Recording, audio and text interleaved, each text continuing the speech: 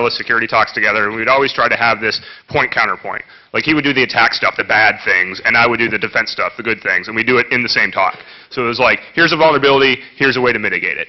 And he and I have very different skill sets, and that, we worked very well together in that regard. But I think it was a good way for us to go and get the message across to people. So if there was a reporter in the room who wanted to report on the sexy bad thing, they would at least give us a sentence about the good thing that was also coming out of it. So, I just wanted to add on your point that that's why the word hacker is so powerful right now, and why you can use it, because you can be good and call yourself a hacker and still have the sex appeal aspect of it, or you can get the attention of the reporter. Exactly. That'll get your foot in the door to get their attention and say, I'm a hacker. I'll in the back one more thing.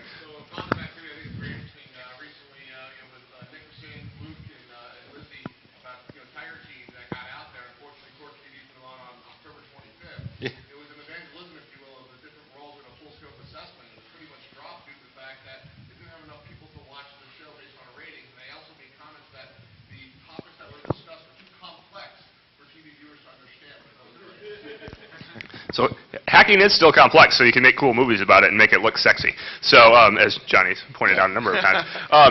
Woo! Where was that aimed for? Oh, I'm sorry, man. You've been saying that for a while. Yeah. Okay. Thank you. Thank you for...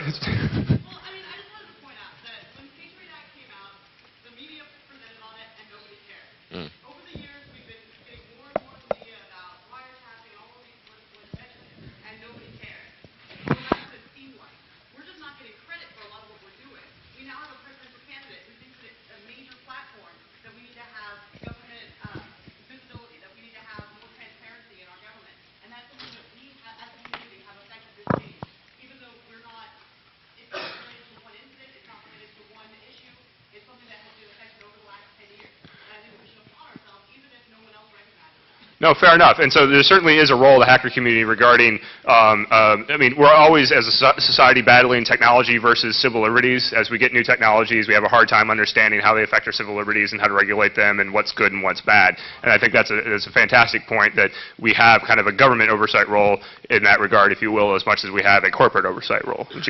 There's also kind of another kind of side effect from our community. I mean, in a way, we are somewhat marginalized from the rest of society, and we do it on purpose. And the way we're marginalized is we're always going out there and looking for the latest, greatest, newest thing. We've all got to have the latest, greatest toys.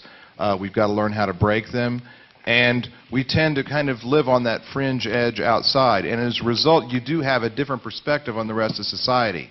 A lot of us here, not only we're not surprised by the quick passage of USA Patriot, we are not surprised by the extent of which it began to infringe upon our civil liberties. And so as things start coming out later on, like, oh, there's a secret room and, the AT&T has da-da-da-da, and, they're coming to me and I'm saying, well, yeah, I told you so, I told you so. Why weren't you listening when I gave that, talk back then, or when we had that conversation at that bar? I mean, those are the kinds of things. Living on that edge does give us somewhat of a different perspective on everything else. We can use that to our advantage. We really can. And I don't want to, I know you're trying to get to the next slide, but... I'm moderating. Right, yeah. Okay. You can go. I'm going to see how many times I can get him to say it so I've got more footage. I can just play it back and forth. The 30-second what, has the community done? 8 months ago, the hacker community paid $5,000 collectively to send me to Uganda to set up a computer network to get kids sponsored so that they could have an education, medical care, whole 9 yards. That's the first thing.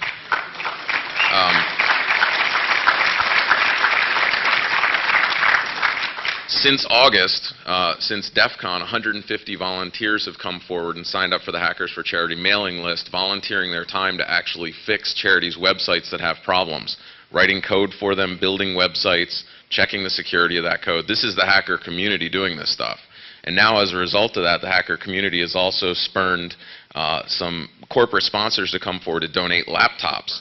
We got spawned, not spurned, spawned. Not spurned. Let's ask the writer. It's definitely not spurned. Spawned.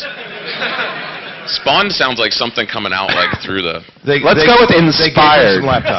Inspired. Ensconced. No. This could just become this could be the showdown of the writers. Anybody got a schmoo ball, please? All right. corporate donors came together, gave us 20 laptops for our cause, which are going to set up computer classrooms in Uganda and Kenya, teach kids how to use computers and adults. I know these are smaller scale things, but I want to encourage us to think smaller. Hacker Foundation has done similar things, setting up 501c3 tax shelters for things like Metasploit and a lot of other things that are going on. So these are big topics. We're talking about influencing politics and things like that. You also have to think small. Specifically, there are things you can do as individuals. Thanks for the segue there, Johnny. Yes. Okay, so real quick, topic 3.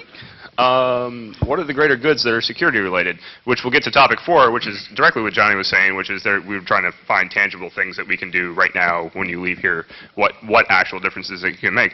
Now, this is where Johnny and I think have a little bit of a cross purposes.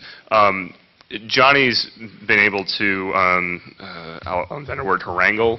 Is that okay? Harangue? Harangue. Harangue is not a word. Okay. Wrangle. I'd say go with it. It's a neologism. He's been able to ensconce hackers to to go do kind of greater good things that are, could be done, arguably by a wide number of people, right? It is something that, we're helping feed people, we're helping educate people. I contend, frankly, that there are computer security issues, hard problems that need to be solved that currently are not being solved. We are still, if anybody's ever seen my talk on the dirty secrets of the security industry, I contend that there are problems that are 40 years old that we still need to tackle, and we're not tackling because there's this big security product vendor space in front of us that's kind of getting in the way. And we have a lot of security operators who have real tactical needs in the field, and that's what we're focused on. But trusted computing, don't kill me. Trusted computing has a lot of potential, and if you read the academic literature for the last 40 years, we keep coming back to some of the same issues. The problem is it's not tangible to developers. It's very hard for a developer to pick up a TPM-enabled laptop and turn it into some enterprise security model that has all the security properties that you would like to have in order to have trust go throughout your enterprise and do all this other stuff. There's no middleware that allows people to leverage the TPM and the trusted computing system to do the right thing. So someone's got to develop that, in my humble opinion. This is one of those things that, if developed, could potentially really help revolutionize where we stand today.